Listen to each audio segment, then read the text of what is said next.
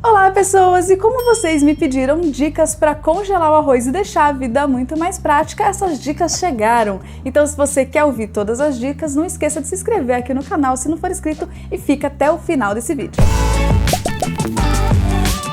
E a primeira dica é na hora do preparo desse arroz. A primeira coisa que você precisa saber é que você não pode cozinhar o arroz até ele ficar super mole. O ideal é você tirar ele ao dente ou um pouquinho antes ainda, porque na hora que você descongelar e for aquecer, você vai dar uma continuada no cozimento desse arroz. Então você precisa tirar ele um ponto antes para não ficar muito mole na hora de descongelar. Outra coisa importante na hora do preparo é não colocar muito sal ou muitos temperos.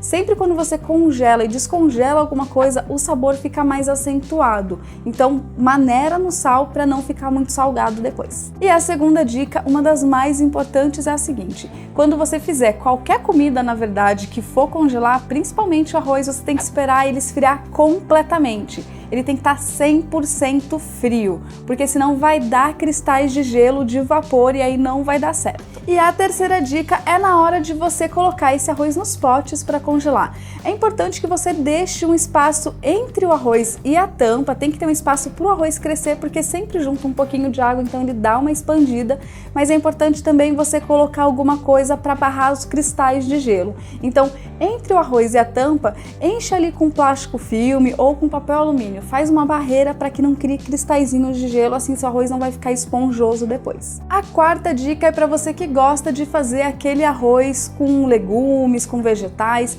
É importante você pensar se esses legumes eles podem ser congelados e como eles se comportam depois do descongelamento.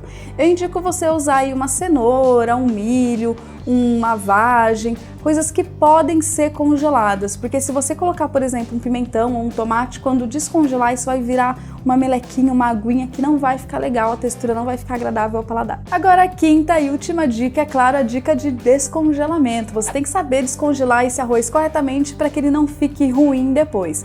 A primeira coisa é que assim, você precisa descongelar esse arroz, se for fazer no fogão, ele ali na sua geladeira, ele tem que descongelar lentamente. Se você descongelar muito rápido, aí ele vai perder um pouquinho a textura e não vai ficar muito agradável. Então lembra de tirar ele e deixar na geladeira, tipo da noite pro dia, para descongelar tudo certinho. Outra coisa que você pode fazer, e é o melhor método que eu acho, é você fazer esse descongelamento no micro-ondas. Você vai pegar esse arroz que está no seu pote ou no seu saquinho, vai respingar uns pouquinhos assim de água, assim, ó, dá só uma chuvinha de água e leva para o micro-ondas até ele aquecer.